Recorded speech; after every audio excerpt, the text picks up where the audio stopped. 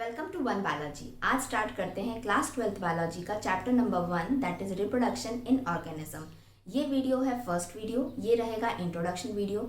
इस वीडियो के अंदर इस चैप्टर का पूरा इंट्रोडक्शन समझेंगे, आउटलाइन समझेंगे कि इस चैप्टर के अंदर आपको क्या क्या पढ़ना है। मैं कोशिश करूंगी कि इस चैप्टर को मैक्सिमम 3 to 4 वीडियोस में कंप्लीट कर दूं। सारे वीडियोस शॉर्ट वीडियोस नहीं होंगे, लेंथी वीडियोस होंगे, बट हाँ ये श्योरिटी है अगर आप ये सारे वीडियोस पूरी तरीके से एंड तक देख लेते हैं तो आपको ये चैप्टर बहुत ईजी वे में समझ आ जाएगा। अगर आप इस चैनल पे नए हैं वन बायोलॉजी में तो इसको सब्सक्राइब करें अगर आप क्लास 11th और 12th की बायोलॉजी को बहुत ही ईजी वे में समझना चाहते हैं। बिना किसी देरी के स्टार्ट करते हैं आज का चैप्टर। इस वीडियो के अंदर हमको ये सारे पॉइंट्स को समझना है। फर्स्ट मैंने क्या लिखा हुआ है, रिप्रोडक्शन। इसकी मतलब को समझते हैं, मीनिंग समझते हैं। री मतलब क्या होता है, दोबारा यानी कि अगेन। प्रोडक्शन मतलब होता है कुछ चीज को बनाना, प्रोड्यूस करना। जो चीज ऑलरेडी प्रेजेंट है, एग्जिस्ट करती है, एग्जैक्टली सेम या थोड़ी बहुत सिमिलर अपने जैसी दोबारा वो बनाती है, तो उस प्रोसेस को हम बोलते हैं रिप्रोडक्शन। और इस चैप्टर का नाम है रिप्रोडक्शन इन ऑर्गेनिज्म, यानी कि इस धरती पर, अर्थ पर जो भी ऑर्गेनिजम्स जो लिविंग है, प्रेजेंट हैं, चाहे वो प्लांट्स में हो, एनिमल्स में हो, या फिर इंसेक्ट्स हो, या माइक्रोस्कोपिक छोटे छोटे बैक्टीरिया हो, वो सभी रिप्रोड्यूस करते हैं। उनकी मेथड्स डिफरेंट होती हैं। वही सब चीजें हमें आज पढ़नी है। तो यहाँ पर पहला पॉइंट हमने समझ लिया रिप्रोडक्शन का बहुत सिंपल वे में, इसका सिंपल सा meaning. Next, Why it is necessary? It यानी कि रिप्रोडक्शन इतना जरूरी क्यों है? क्या सर्वाइवल के लिए रिप्रोडक्शन बहुत जरूरी है? नहीं, सर्वाइवल के लिए रिप्रोडक्शन बिल्कुल भी जरूरी नहीं है, क्योंकि सर्वाइवल के लिए ऑक्सीजन चाहिए, फूड चाहिए और नींद चाहिए। इसके अलावा और बहुत सारी चीजें होती हैं, वो जरूरी होती हैं। तो रिप्रोडक्शन इतना इंपॉर्टेंट क्यों है? इससे रिलेटेड आपकी बुक के अंदर इतना डिटेल में चैप्टर्स क्यों दिए हैं? इसके बहुत सारे रीजंस हैं रिप्रोडक्शन की नेसेसिटी के, लेकिन हम उनमें से केवल गिने चुने रीजंस को पढ़ेंगे। क्यों पढ़ेंगे? ताकि आपको समझ में आए कि हाँ इसकी जरूरत रियलिटी में है। सबसे पहला रीजन ये है, उसको हम एक स्टोरी में समझेंगे। अगर मैं अर्थ पे रहती हूँ, आप भी अर्थ पे रहते हो, एनिमल्स हैं, प्लांट्स हैं, वो सारे अर्थ पे हैं, लेकिन मेरा मन कर रहा है कि मैं अब अर्थ पे नहीं रहूँ, मैं दूसरे प्लेनेट पे रहना चाहती हूँ। ठीक है, मैं वहां पर चली गई। मैं क्या क्या लेके जाऊंगी? अपने साथ अपना खाना पीना और इम्पॉर्टेंट मेरा ऑक्सीजन लेके जाऊंगी, क्योंकि दूसरे प्लैनेट्स पे ऑक्सीजन प्रेजेंट नहीं है और मेरी सर्वाइवल के लिए ऑक्सीजन बहुत जरूरी है। मैं दूसरे प्लैनेट पे पहुंच गई जाकर, मैंने वहां पे खाना भी खाया, पानी भी पिया, ऑक्सीजन को भी यूज कर लिया, लेकिन एक टाइम के बाद ये तीनों चीजें खत्म हो जाएंगी। थोड़े दिनों तक खाने के बिना रह सकते हैं, थोड़े दिनों तक पानी के बिना भी रह सकते हैं, लेकिन हम कुछ मिनट भी ऑक्सीजन के बिना नहीं रह सकते। जैसे कि आज की सिचुएशन चल रही है कोविड की, अब पता चल रहा है कि ऑक्सीजन की कितनी ज्यादा नेसेसिटी है। तो उसी तरीके से जो एक ऑक्सीजन हुआ वो दूसरे प्लैनेट्स पे अवेलेबल नहीं है, इसीलिए हम अर्थ पे रह रहे हैं। और हमें ऑक्सीजन कहाँ से मिलती है? बहुत सिंपल सा आंसर है, प्लांट से मिलती है। प्लांट्स जो भी प्रोसेस रेस्पिरेशन करते हैं वो कार्बन डाइऑक्साइड को लेते हैं और ऑक्सीजन हमें दे देते हैं। तो ये ऑक्सीजन हमें क्यों मिलती है? क्योंकि प्लांट्स कंटिन्यूसली ऑक्सीजन हमको प्रोवाइड करते हैं। फाइन, एक पॉइंट ये भी है कि आज मैं ऑक्सीजन ले रही हूँ, आज से मेरी जो 10 साल बाद की पीढ़ी है या मेरी 10 अगली पीढ़ी है वो भी ऑक्सीजन लेके ही सरवाइव करेंगी, और मुझसे 10, 15, 20 बहुत पहले की जो पीढ़ियां थी वो भी जनरेशन्स भी ऑक्सीजन को लेकर ही सरवाइव कर रही थी। ठीक है, तो इसका मतलब जो प्लांट्स थे वो 1000 ईयर्स पहले भी प्रेजेंट थे, आज भी प्रेजेंट है और आगे के 1000 ईयर्स में भी प्रेजेंट होंगे। अगर मैं कहूँ कि प्लांट्स 1000 ईयर्स पहले प्रेजेंट थे, उन्होंने ऑक्सीजन प्रोवाइड करी, उसके बाद उनकी डेथ हो गई, क्योंकि सबकी एक ना एक बार डेथ होती है, क्योंकि जन्म हुआ है तो डेथ भी होगी, और उसके बाद न्यू प्लांट्स नहीं बने, तो क्या आज आपको ऑक्सीजन मिल पाती? नहीं मिल पाती। इसीलिए प्लांट्स ने क्या किया, अपने जैसे दूसरे प्लांट्स को बनाया। किस तरीके से बनाया? रिप्रोड्यूस करके बनाया। रिप्रोडक्शन प्रोसेस करके प्लांट्स ने अपने जैसे दूसरे प्लांट्स बनाए और वो प्लांट्स बड़े होकर ट्रीज बन गए और उन्होंने हमको ऑक्सीजन प्रोवाइड करी। तो पहला पॉइंट तो ये हो गया कि मुझे सर्वाइवल के लिए, आपको सर्वाइवल के लिए, या अर्थ पे जो बाकी स्पीशीज हैं जो ऑक्सीजन पे डिपेंड हैं, उनकी सर्वाइवल के लिए ऑक्सीजन जरूरी है और वो हमको प्लांट से मिलती है। प्लांट्स रिप्रोड्यूस करते हैं, इसलिए वो आज तक चले आ रहे हैं। तो ये हो गया एक सिंपल सा छोटा सा रीजन। दूसरा रीज़न क्या होता है, हम ह्यूमन बींग्स हैं। ह्यूमन बींग्स जब एक लेडी कंसीव करती है उसके 9 महीने बाद उसका बेबी उसको मिलता है। वो बेबी 1 साल तक अपनी माँ के ऊपर पूरी तरीके से डिपेंड होता है, खाने पीने सोने हर चीज़ के लिए। लेकिन 6 से 8 महीने बाद क्या होता है, वो थोड़ा थोड़ा बाहर का फूड आइटम्स थोड़ा बहुत लेना शुरू करता है। लेकिन दूध एक ऐसी चीज होती है, मिल्क, जो वो अपनी माँ से तो लेता ही है, साथ ही साथ जब वो 1-1.5 साल के बाद वो बाहर के कुछ प्रोडक्ट्स के थ्रू वो दूध लेना शुरू करता है। कुछ बच्चे गाय का दूध पीते हैं, कुछ भैंस का दूध पीते हैं। लेकिन जो ये दूध पीने की प्रक्रिया है या दूध का यूज है ह्यूमन बीइंग के लिए, ये मरते दम तक खत्म नहीं होता। क्यों? आप अगर आप 12th क्लास में हो या कुछ स्टूडेंट्स 11th वाले देख रहे हैं, या अगर आप और ज़्यादा बड़े हो जाओगे, फिर भी दूध का कंजप्शन चलता रहेगा इन द फॉर्म ऑफ चाय या कॉफ़ी या मिल्क शेक। किसी तरीके से आप दूध का सेवन करोगे। और ये दूध कहाँ से मिल रहा है आपको? गाय से मिल रहा है या भैंस से मिल रहा है? तो ये गाय भैंस जो एनिमल्स हैं, इन्होंने भी रिप्रोड्यूस किया। आपके ग्रेट ग्रेट ग्रैंड फादर्स जो थे, उन्होंने भी दूध पिया है, आप भी पी रहे हो, आपकी आगे की पीढ़ी भी पिएगी। क्यों? क्योंकि बहुत पहले भी गाय थी, उन्होंने रिप्रोड्यूस करके और दूसरी गाय बनाई जो आज चली आ रही हैं। आज की गाय है वो रिप्रोड्यूस करेंगी तो आगे भी गाय और भैंस मिलती रहेगी। तो ये दूध की जो कंटिन्यूटी है चलती रहेगी। यहाँ तक कि जो बूढ़े हो जाते हैं उनको भी दूध पीना पड़ता है, कुछ मेडिसिन लेने के साथ में। तो दूध एक ऐसी चीज़ है, जब आप पैदा होते हो तब से लेके बुढ़ापे तक आपका चलता रहता है। तो गाय भैंस अगर खत्म हो जाएंगी दुनिया में से तो दूध नहीं मिलेगा, फिर आपको कोई दूसरे प्रोडक्ट पे डिपेंड होना पड़ेगा जो आपको वो क्वालिटी नहीं देगा जो गाय और भैंस का दूध देता है। तो रिप्रोडक्शन करना दूसरा इंपॉर्टेंट पॉइंट हो गया कि क्यों ज़रूरी होता है। तीसरा एग्जाम्पल समझते हैं रिप्रोडक्शन की नेसेसिटी का, जंगल के बारे में, यानी कि फॉरेस्ट। जंगल में कौन रहता है? शेर रहते हैं, हाथी रहते हैं, ज़ीब्रा रहते हैं, जिराफीज रहते हैं, राइनोज रहते हैं, बहुत सारे एनिमल्स रहते हैं। फाइन, ये एक दूसरे पे क्यों डिपेंड होते हैं? क्योंकि जो एनिमल्स होते हैं वो दूसरे एनिमल्स को ही खाते हैं। कार्निवोरस है, अगर वो हर्बीवोरस है तो वो घास खाएगा। फाइन, अगर जंगल की बात करें तो वहाँ पे ज़ीब्रास प्रेजेंट हैं, जिराफी भी प्रेजेंट है। लॉयन जो होता है शेर, वो किसको खाता है? ज़ीब्रा को खाता है या डियर को खाएगा। इन कुछ एनिमल्स को वो खा के सर्वाइव करता है। और जो डियर, ज़ीब्रा, जिराफीज होते हैं ये घास को खा के सर्वाइव करते हैं। तो ये इकोसिस्टम के अंदर एक चेन बनाते हैं, फूड चेन बन जाती है।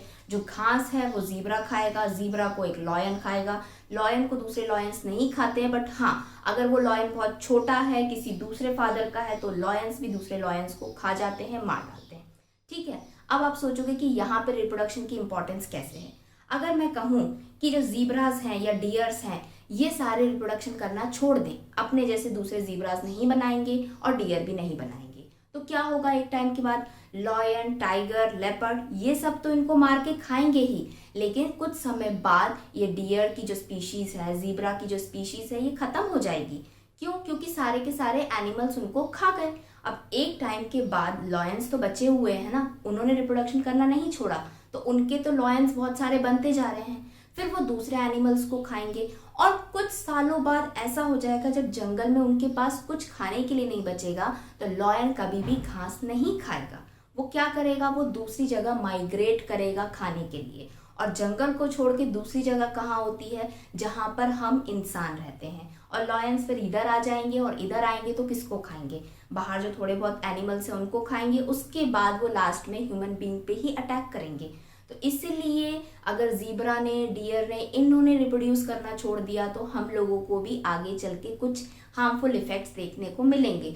तो सारी स्पीशीज़ जो अर्थ पे प्रेजेंट हैं, चाहे वो माइक्रोस्कोपिक छोटा सा बैक्टीरिया है, चाहे वो बहुत बड़ा एनिमल एलिफेंट हो, या मीडियम साइज के एनिमल्स लॉयन हुआ, काऊ हुआ, बफेलो हुए, डियर हुए, इन सब का धरती पे रिप्रोड्यूस करना बहुत ज़रूरी है, क्योंकि ये एक दूसरे से रिलेट करते हैं। हम लोग भी वाइल्ड एनिमल से, डोमेस्टिक एनिमल से, सब चीज़ों से रिलेट करते हैं। उनका हम यूज़ करते हैं, वो हमारा यूज़ करते हैं, इसीलिए रिप्रोडक्शन होना बहुत ज़रूरी है।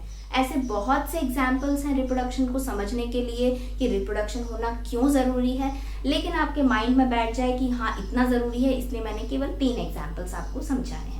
अब हो गया सेकेंड पॉइंट भी कंप्लीट कि ये ज़रूरी क्यों है। अब बात करते हैं थर्ड पॉइंट की, यानी कि लाइफ स्पैन। लाइफ स्पैन क्या होता है? देखो, एक कॉइन पता है, एक सिक्का क्या होता है? जैसे सिक्का जो होता है उसके दो पहलू होते हैं ना, दो साइड्स होते हैं, एक हेड होता है एक टेल होता है। उसी तरीके से जो हमारी लाइफ होती है, लाइफ स्पैन, उसके भी दो पहलू होते हैं। कैसे? एक कहावत है ना, इस दुनिया में आए हो तो जाओगे जरूर, यानी कि जिसने जन्म लिया है इस धरती पे वो जाएगा जरूर, उसकी डेथ जरूर होगी। तो लाइफ स्पैन यानी कि किसी भी ऑर्गेनिज्म की अगर बर्थ हुआ है या जन्म हुआ है उसका, तो उसकी डेथ होना क्या है, कंपलसरी है, डेथ होगी। तो इसके जो बीच का टाइम होता है जन्म लेने के बाद जो वो जीता है इंसान, और उसके बाद जो उसकी डेथ होती है, इस बीच के टाइम को बोलते हैं लाइफ स्पैन। लेकिन यहाँ पर एक इम्पॉर्टेंट वर्ड आपको ऐड करना पड़ेगा डेथ के आगे, वो है क्या, नेचुरल डेथ। नेचुरल डेथ इसलिए बोला गया है क्योंकि अर्थ पे बहुत सारी स्पीशीज हैं, ह्यूमन बीइंग है, मंकीज हैं, काऊ है, पैरेट है, क्रो है, लॉयन है, और सबका जो लाइफ स्पैन है वो बहुत डिफरेंट है। क्यों? जैसे कि हम ह्यूमन बीइंग्स होते हैं, बहुत साल पहले, आज से 300, 400, 500 साल पहले के जो ह्यूमन बीइंग्स थे वो 150 साल, 160 साल कभी कभी जीते थे, जो पहले के ऋषि मुनि होते थे।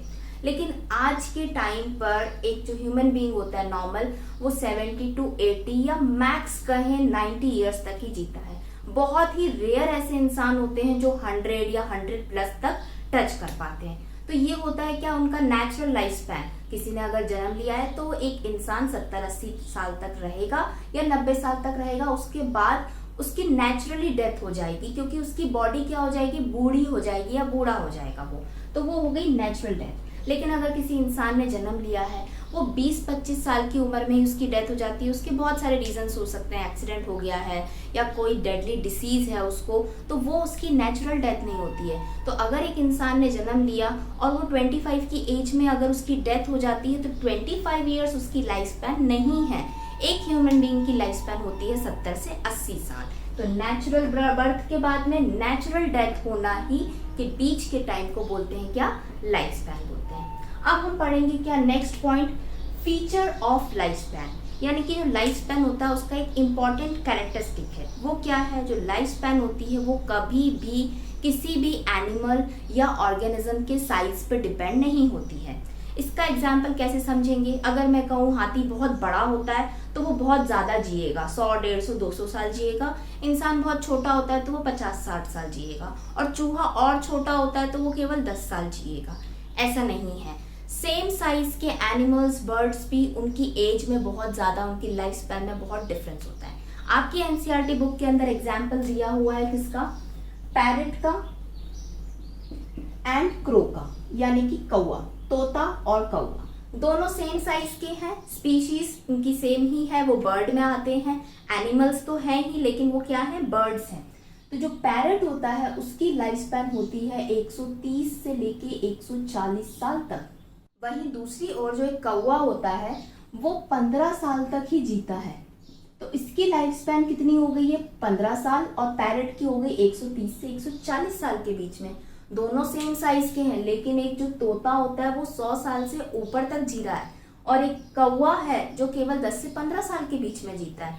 15 तो मैक्स बताई है, लेकिन अगर बहुत से कौवा होते हैं सिटीज में रह रहे हैं जो, या कहीं कार में फंस गए हैं, कुछ हो गया है, तो वो 10 से 12 साल की एज में भी उनकी डेथ हो जाती है। तो लाइफ स्पैन क्या हो गई, इसकी 130 to 140 है और इसकी 15 है। दोनों का साइज सेम है, लेकिन फिर भी ये वैरी कर रही है। लाइफ स्पैन साइज पर डिपेंड नहीं करती है। साइज कुछ भी हो, जिसका लाइफ स्पैन फिक्स है, अगर ह्यूमन बीइंग का 70 to 80 ईयर्स है, तो चाहे वो ह्यूमन बीइंग आगे चल के बहुत लंबा हो, या उसकी हाइट बहुत छोटी हो, या वो बहुत मोटा हो या पतली हो, उससे कोई फर्क नहीं पड़ता। उसका अगर 70 to 80 ईयर्स ह्यूमन बीइंग है तो वो उतना ही जिएगा। लेकिन हाँ, अगर किसी गलती की वजह से अगर उसकी डेथ हो जाती है, बहुत से कारण होते हैं, तब उसकी लाइफ स्पैन हम उसको नहीं काउंट करेंगे। नेचुरल डेथ को ही हम क्या बोलेंगे, बर्थ से डेथ के बीच का time period, that is life span.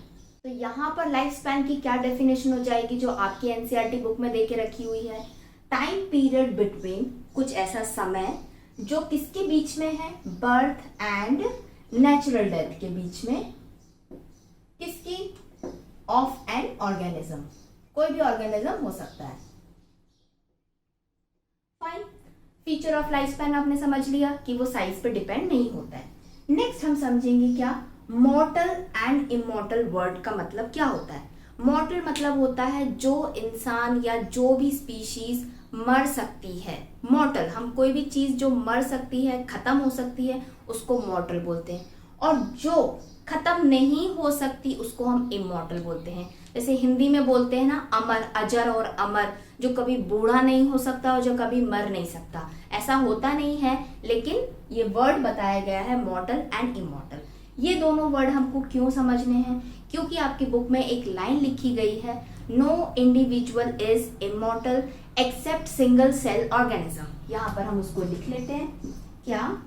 No individual, कोई भी एक बंदा या बंदी, कोई भी इंडिविजुअल, चाहे वो बैक्टीरिया हो या एनिमल हो, बर्ड हो, इज इमॉर्टल।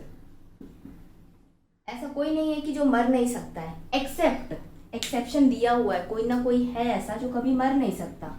कौन है वो? Except single cell organism. अब ये क्यों नहीं मर सकते हैं? ऐसा क्या इनके पास है जो हमारे पास में नहीं है और ये मरते नहीं है?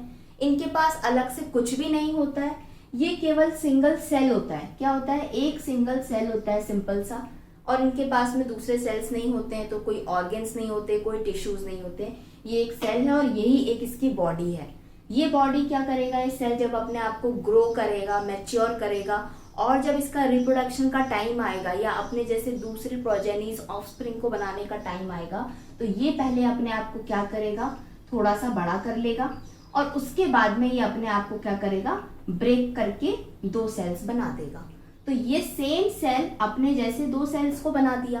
तो यहाँ पर ये सेल मरा नहीं है, ये अपने आप को बड़ा करके दो बन गए हैं इसके जैसे, इसलिए इसको बोला गया है कि ये इमॉर्टल है, ये मर नहीं सकता। ह्यूमन बींग्स कैसे होते हैं? ह्यूमन बींग्स जो होते हैं वो अपने जैसे अपनी ऑफस्प्रिंग्स को बनाते हैं, लेकिन वो खुद एक टाइम के बाद बूढ़े हो जाते हैं, उनके बच्चे बड़े हो जाते हैं, और जब वो बच्चे मैच्योर हो जाते हैं और काफ़ी ज़्यादा एज हो जाती है, तब वो बूढ़े पेरेंट्स की भी डेथ हो जाती है। चाहे वो ह्यूमन बींग्स हो या एनिमल्स हो या बर्ड हो, इवन तो प्लांट्स भी उनकी लाइफ स्पैन होती है, कुछ 1000 साल तक जीते हैं, कुछ 20, 25, 30 साल तक जीते हैं, लेकिन उनकी भी डेथ होती है, और उनमें से जो सीड्स निकलते हैं उनसे दूसरे न्यू प्लांट्स बन जाते हैं।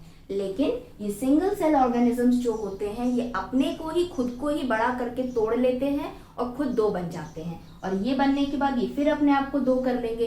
तो जो एक पेरेंट था वो अपने आप को ही तोड़ लिया, तो वो ना कभी जिंदा हुआ ना कभी मर गया। तो इस तरीके से वो क्या हो गया? एक इमॉर्टल क्रिएचर हो गया। यहाँ तक क्लियर हो गया? अगर वीडियो पसंद आ रहा है तो उसको लाइक और शेयर जरूर कर देना। अब यहाँ पर हम देखते हैं क्या डेफिनेशन ऑफ रिप्रोडक्शन। इतना समझने के बाद में अब हम एक ऐसी डेफिनेशन को पढ़ेंगे जो कि इसकी रियल डेफिनेशन होगी। वो क्या है?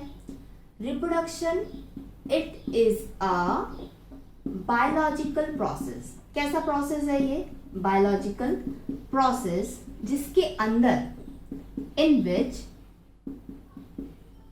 ऑर्गेनिज्म, क्योंकि हम रिप्रोडक्शन इन ऑर्गेनिजम्स के बारे में बात कर रहे हैं, ऑर्गेनिज्म गिव राइज टू, वो कुछ देते हैं, प्रोसेस करने के बाद में ऑर्गेनिजम्स कुछ देते हैं, गिव राइज टू ऑफस्प्रिंग्स, यानी कि जो बेबीज होते हैं, बच्चे होते हैं, यंग वंस होते हैं, उनको बायोलॉजी की टर्म में क्या बोलते हैं? ऑफस्प्रिंग्स बोलते हैं, young ones, fine, which are similar to itself, यानी कि ऑर्गेनिज्म जैसे ही दिखाई देते हैं। अगर मैं बोलूं ये एक इस तरह का ऑर्गेनिज्म है, ये एक प्रोसेस करने के बाद जिसका नाम रिप्रोडक्शन है, उसके बाद ये सेम अपने जैसा ही कुछ कुछ सिमिलर दूसरा ऑर्गेनिज्म बना देगा। इस बायोलॉजिकल प्रोसेस को ही क्या बोला जाता है?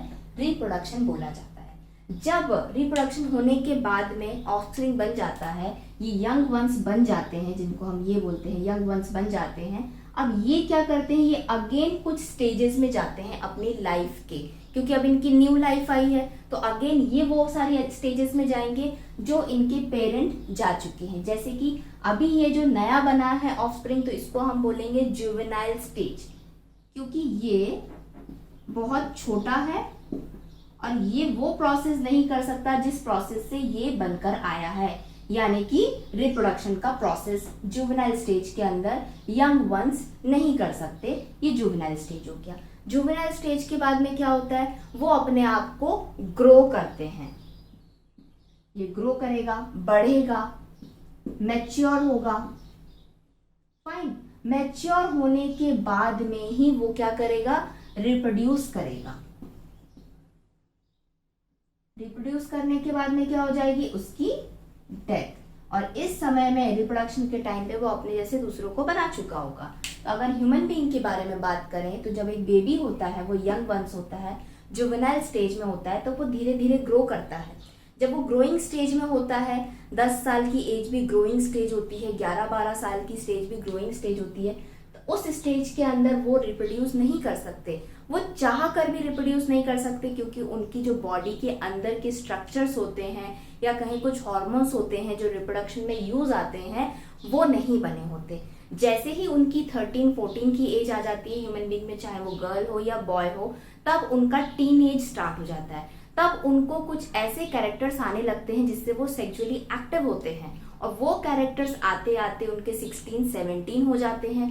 तब उनकी बॉडी तो हो जाती है पूरी रिप्रोडक्शन करने के लिए रेडी, लेकिन वो तब भी रिप्रोड्यूस नहीं करते हैं। ऐसा क्यों होता है? केवल ह्यूमन बीइंग्स में ही होता है, एनिमल्स में, बर्ड्स में ऐसा नहीं होता है। उसका रीजन आप खुद जानते हो। इसलिए होता है क्योंकि अगर आप 17 ईयर्स के हो, चाहे आप 18 ईयर्स के हो, आप अभी भी अपने पेरेंट्स पे डिपेंड हो हर चीज के लिए, खाने के लिए, पीने के लिए, पहनने के लिए, इवन दो स्टडीज के लिए भी। इसीलिए आप पढ़ाई कर रहे हो ताकि कुछ सालों बाद या तो आप जॉब करोगे या बिजनेस करोगे या किसी भी इंस्टीट्यूशन से आप जुड़ोगे जहां से आपको मिलेगा मनी यानी कि पैसा, और उसी के थ्रू आप अपना फूड, शेल्टर, पानी, फैमिली जो भी है आगे चल के कंटिन्यू कर सकते हो, बढ़ा सकते हो। और तब जाके ह्यूमन बीइंग को चांस मिलता है रिप्रोड्यूस करने का। ये एक नॉर्मल प्रोसेस है। और ये रिप्रोडक्शन को जो टाइम होता है, यानी कि कहें रिप्रोडक्टिव फेज होता है, वो स्टार्ट तो ह्यूमन बीइंग में काफी पहले से होता है, लेकिन उसका टाइम बाद में आता है और वो कंटिन्यू चलता रहता है। और एक एज के बाद में फिर ह्यूमन बीइंग में क्या आ जाता है, बुढ़ापा आ जाता है। उसको भी हम समझेंगे सेनेसेंस स्टेज बोलते हैं। जुवेनाइल होती है, रिप्रोडक्टिव स्टेज होती है, और डेथ से पहले आती है सेनेसेंस यानी कि बुढ़ापा, जो सबका आता है, और उसके बाद ही डेथ होती है। तो ये एक सीक्वेंस होते हैं लाइफ के, चाहे वो कोई भी ऑर्गेनिज्म हो। जब वो यंग वंस बन जाते हैं, जब वो रिप्रोड्यूस करने के बाद में, तो उनको कुछ स्टेजेस क्रॉस करनी पड़ती है अपनी लाइफ की, और उसी बीच में वो रिप्रोड्यूस करते हैं। तो रिप्रोडक्शन एक बायोलॉजिकल प्रोसेस है जो पूरी लाइफ स्पैन के बीच में आता है। लास्ट टॉपिक क्या समझना है आपको, टाइप्स ऑफ रिप्रोडक्शन, यानी कि जो ऊपर से अभी तक हम पढ़ते हुए आ रहे हैं, जो एक बायोलॉजिकल प्रोसेस है, लाइफ स्पैन समझ लिया, उसके बीच में होता है। जो मॉर्टल हैं वो कर सकते हैं, जो इमॉर्टल हैं सिंगल सेल्स वो भी रिप्रोडक्शन कर सकते हैं। अब हम पढ़ेंगे टाइप्स ऑफ रिप्रोडक्शन।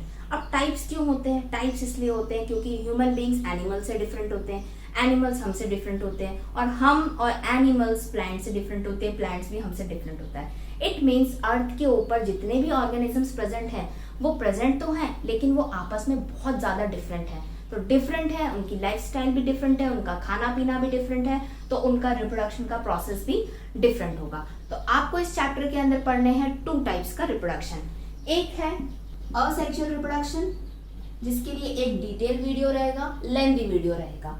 और सेकेंड हम पढ़ेंगे क्या, सेक्सुअल रिप्रोडक्शन। इसका भी डिटेल लेंथी वीडियो दूसरा रहेगा। तो जैसे ही एसेक्सुअल रिप्रोडक्शन कंप्लीट होगा, देन सेक्सुअल रिप्रोडक्शन का वीडियो आएगा और आपका चैप्टर हो जाएगा कंप्लीट।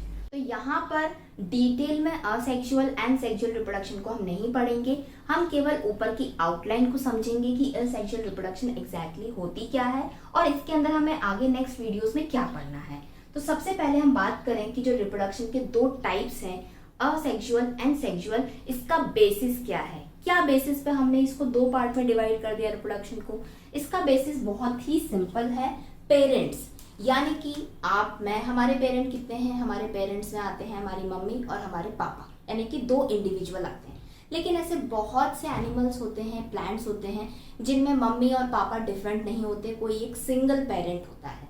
तो ऐसे रिप्रोडक्शन कोई ऑर्गेनिजम्स कर रहे हैं जिसके अंदर केवल सिंगल पेरेंट इन्वॉल्व होता है, ऐसे रिप्रोडक्शन को बोलते हैं क्या, एसेक्सुअल रिप्रोडक्शन। तो यहाँ पे मैं लिख देती हूँ सिंगल पेरेंट इन्वॉल्व या सिंगल ऑर्गेनिज्म इन्वॉल्व। तो यहाँ पे जस्ट अपोजिट हो जाएगा, सेक्सुअल के अंदर 2 पेरेंट्स या 2 इंडिविजुअल्स इन्वॉल्व। किसमें इन्वॉल्व है, रिप्रोडक्शन प्रोसेस के अंदर। अब ये दोनों में एक पेरेंट है, यहाँ पर दो पेरेंट्स हैं, तो कुछ तो डिफरेंस और होगा इसके अंदर। जब एक पेरेंट इन्वॉल्व है तो यहाँ पर गैमेट्स जो होते हैं, आगे हम समझेंगे क्या होते हैं, गैमेट्स प्रोड्यूस हो भी सकते हैं और नहीं भी हो सकते हैं। बस इतना ही समझो, अगर हो गए तो उनका यूज हो जाएगा, नहीं है तो कोई बात नहीं, उसके बिना भी रिप्रोडक्शन हो जाएगा, जो पेरेंट है उसके जैसा दूसरे ऑफस्प्रिंग आ जाएंगे। यहां पर गैमेट्स बनेंगे, गैमेट्स बनेंगे और इंपॉर्टेंट चीज क्या, 2 डिफरेंट गैमेट्स बनेंगी। क्यों, क्योंकि 2 डिफरेंट इंडिविजुअल्स इन्वॉल्व होंगे तो 2 डिफरेंट गैमेट्स होंगे। एक होगा क्या, मेल गैमेट, और दूसरा हो जाएगा ऑब्वियसली फीमेल गैमेट। अब यहाँ पर 2 गैमेट्स बने हैं तो दोनों गैमेट्स का फ्यूज होना जरूरी है, तब जाकर यहाँ पर सेक्सुअल रिप्रोडक्शन कंप्लीट होगी, तभी माना जाएगी जब ये दोनों गैमेट्स फ्यूज होंगे। ठीक है, अब यहाँ पर असेक्सुअल रिप्रोडक्शन का केवल एक पॉइंट समझते हैं, क्या, जो सेक्सुअल रिप्रोडक्शन में नहीं होता है, बहुत ही सिंपल है, क्या, क्लोन्स बनना।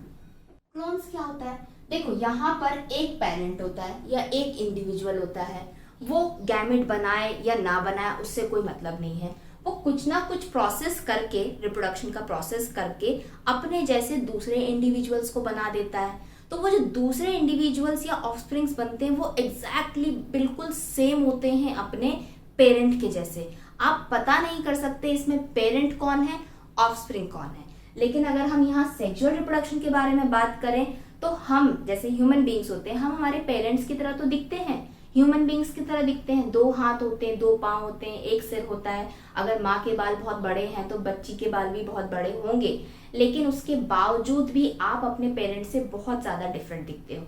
ये कह सकते हैं कि हाँ ये इनका बेटा है, ये इनकी बेटी है, उनके फीचर्स मैच कर रहे हैं, लेकिन एग्जैक्टली सेम नहीं दिखते। और यही एसेक्सुअल रिप्रोडक्शन में अपोजिट होता है, जो पेरेंट होता है उसका जो बेबी है या ऑफस्प्रिंग है वो एग्जैक्टली अपने फादर की तरह या मदर की तरह या अपने पेरेंट की तरह दिखता है। तो वो ऑफस्प्रिंग को हम क्या बोलते हैं, क्लोन्स बोलते हैं। यहाँ पे जो इंडिविजुअल पेरेंट है उसको क्लोन्स नहीं बोला जाता है, जो यंग वंस होते हैं, नए होते हैं, उनको क्लोन्स बोला जाता है।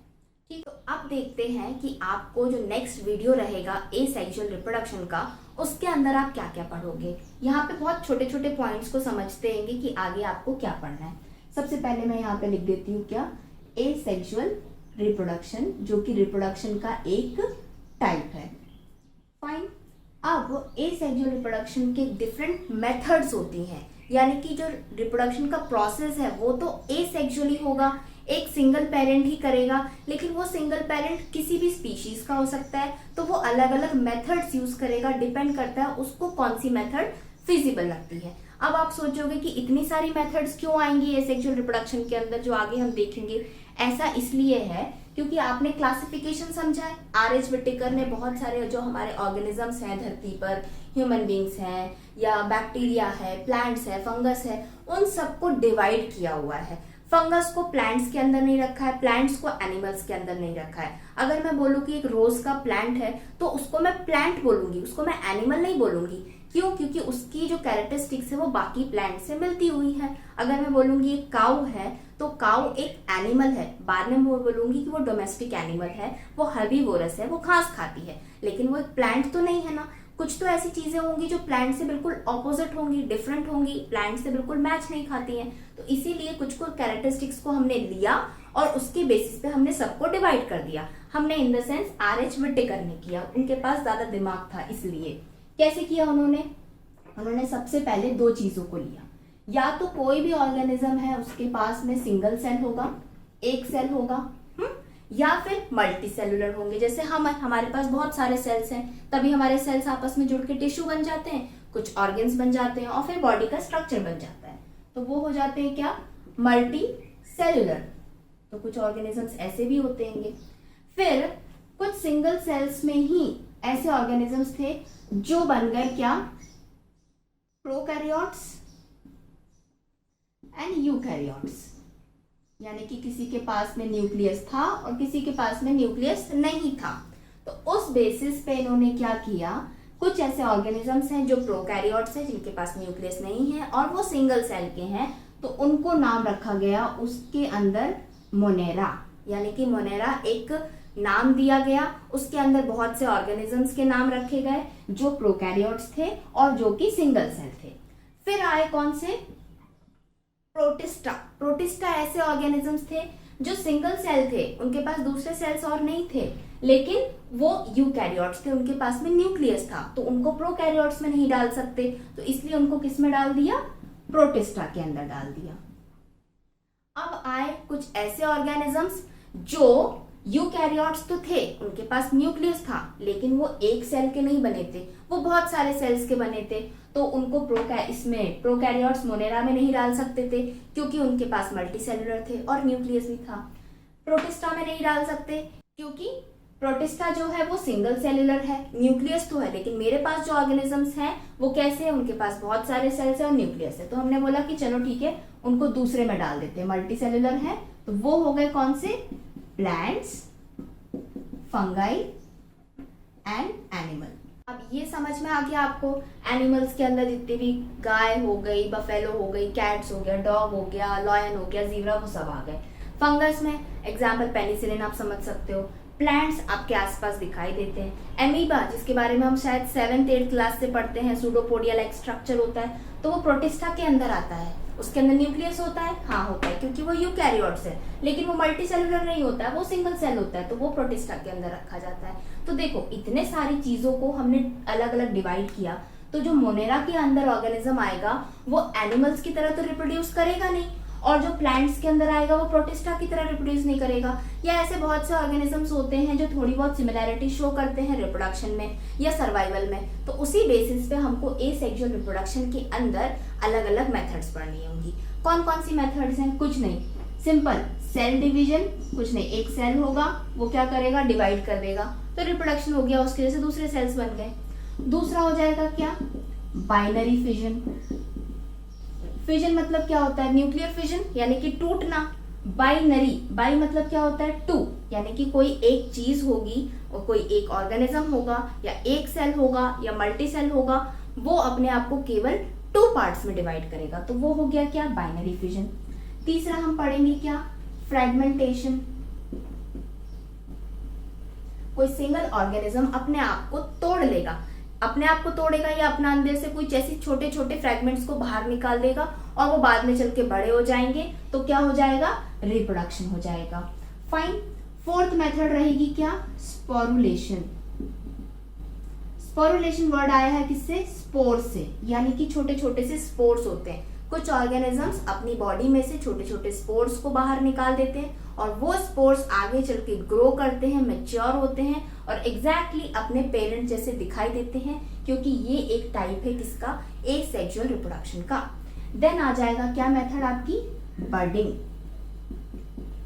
बर्डिंग बर्ड वर्ड से आया है, आपने छोटे छोटे स्कूल्स के नाम सुने होंगे, घर के आसपास होते हैं बर्डिंग स्कॉलर्स, जिसमें बहुत छोटे बच्चे जाते हैं, किंडरगार्टन के, एलकेजी यूकेजी, उसमें बड़े बच्चे नहीं जाते हैं। क्यों, क्योंकि बर्डिंग मतलब क्या होता है, छोटे छोटे बच्चे जो बाहर स्कूल जा रहे हैं, अपने माँ बाप से डिटैच होके जा रहे हैं, अब वो वहाँ पढ़ेंगे, तब जाके वो हायर क्लासेस में जाएंगे और एक मैच्योर इंडिविजुअल बनेंगे। तो सेम बर्डिंग वर्ड, यानी कि उसी बॉडी में से कोई छोटा सा पार्ट निकलेगा बर्ड के जैसा, वो बड़ा होगा तो एग्जैक्टली अपने पेरेंट जैसे दिखेगा, तो बर्डिंग एक प्रोसेस हो गया। Cell division, binary fission, fragmentation, sporulation, budding and vegetative propagation. ये क्या है वेजिटेटिव प्रोपगेशन? वेजिटेटिव प्रोपगेशन आपको देखने को मिलेगी प्लांट्स के अंदर। प्लांट्स अपने में से कुछ अलग अलग डिफरेंट टाइप के स्ट्रक्चर्स बनाते हैं और ये स्ट्रक्चर्स के पास में कैपेसिटी होती है कि वो अपने पेरेंट जैसा दोबारा से प्लांट बनाते हैं। सिंपल से एग्जाम्पल अगर अभी हम समझना चाहें तो पोटैटो यानी कि आलू घर में रखा रहे तो बहुत दिनों तक, उसमें छोटे छोटे से हरे कलर के बर्ड्स निकल के आ जाते हैं। अगर वो वाले आलू को जिसके अंदर बर्ड निकला हुआ है अब मिट्टी के अंदर दबा दो तो क्या होगा, उस आलू में से एक नया प्लांट निकल के आएगा। तो वो आलू में से प्लांट निकल के नहीं आता है, वो जो बर्ड होता है उसमें से प्लांट निकल के आता है। तो आलू एक प्लांट का पार्ट हो गया, ठीक है, और उसमें से एक अलग स्ट्रक्चर निकला जो एक बर्ड था, और उस बर्ड ने एक दूसरे प्लांट को बना दिया। तो वो पार्ट, वो वाला जो प्रोसेस है वो आ जाता है किसमें, वेजिटेटिव प्रोपगेशन में। Binary fission, cell division protista में, मोनेरा में देखने को मिलेगा। स्पॉरिलेशन, बर्डिंग के एग्जांपल्स हमको फंगाई में देखने को मिलेंगे। ये सबके अंदर जो भी ऑर्गेनिजम्स है वो ये वाली मेथड्स के थ्रू एसेक्सुअल रिप्रोडक्शन करते हैं और अपने जैसे ही इंडिविजुअल बनाते हैं। तो सेल डिवीजन हुआ या बाइनरी फिजन के अंदर जो भी ऑफस्प्रिंग बना, फ्रैगमेंटेशन करके जो ऑफस्प्रिंग बना, स्पॉरिलेशन, बर्डिंग या वेजिटेटिव प्रोपगेशन करके जो भी ऑफस्प्रिंग बनते हैं वो क्या होते हैं, क्लोन्स होते हैं, क्योंकि एसेक्सुअल रिप्रोडक्शन के अंदर सिंगल पेरेंट ही काम करता है तो क्लोन्स फॉर्म होते हैं। आप देखते हैं कि जो सेक्सुअल रिप्रोडक्शन का एक अलग से वीडियो बनेगा उसके अंदर हमें क्या क्या पढ़ना रहेगा। आपके एनसीईआरटी बुक के अंदर ये सारे टर्म्स दिए गए हैं, इसी के बेसिस पे हम सेक्सुअल रिप्रोडक्शन को पूरी तरीके से समझेंगे। सबसे पहले हम समझेंगे सेक्सुअल रिप्रोडक्शन के अंदर फेजेस ऑफ लाइफ, यानी कि जब एक ऑफस्प्रिंग यानी कि यंग वंस जन्म ले लेता है तो उसके बाद उसकी लाइफ में कौन कौन से फेज आते हैं। केवल 3 फेज हमको पढ़ने रहेंगे यहाँ पे। एक होगा जुवेनाइल फेज, जे से डिनोट करती हूँ। देन उसका आएगा रिप्रोडक्टिव फेज, जब वो अपने जैसे अपने पेरेंट के जैसे फिर से रिप्रोड्यूस करेगा।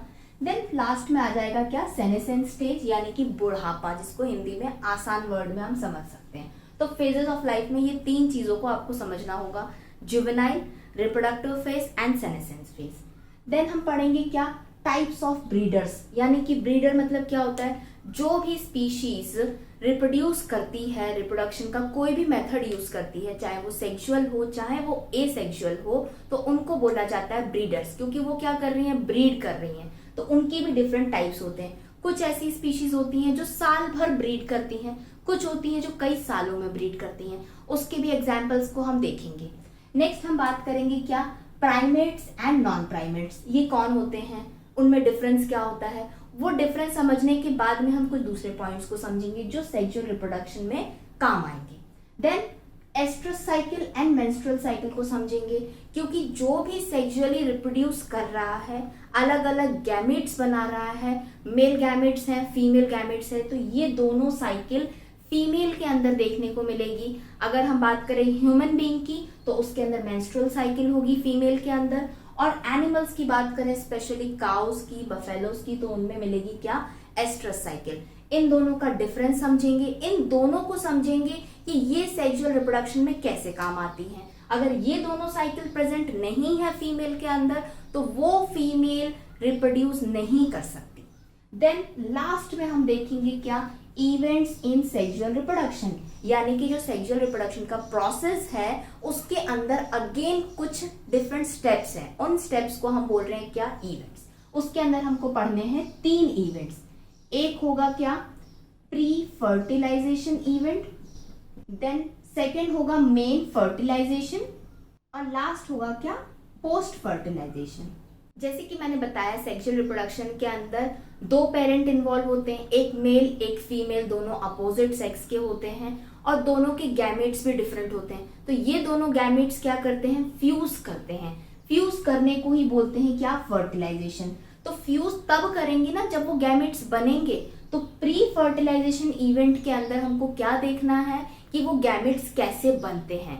सपोज एक ऑर्गेनिज्म है, वो सेक्सुअली रिप्रोड्यूस करना चाहता है, तो इसका मतलब वो सेक्सुअली रिप्रोड्यूस करना चाहता है तो वो आइदर मेल होगा या फीमेल होगा। अगर मेल है तो वो अपने मेल गैमेट्स बनाएगा, तो वो कौन सी प्रोसेस में जाएगा, पहले प्री फर्टिलाइजेशन फेज में जाएगा। उस समय वो अपने मेल गैमेट्स बनाएगा, जो फीमेल होगी वो फीमेल गैमेट बनाएगी। फिर नेक्स्ट प्रोसेस आ जाएगा क्या, फर्टिलाइजेशन। दोनों गैमेट्स क्या हो जाएंगे, फ्यूज हो जाएंगे। फ्यूज होने के बाद अब वो गैमेट्स नहीं बचेंगे, उनका नाम हम चेंज कर देंगे, उसको बोलेंगे हम जाइगोट।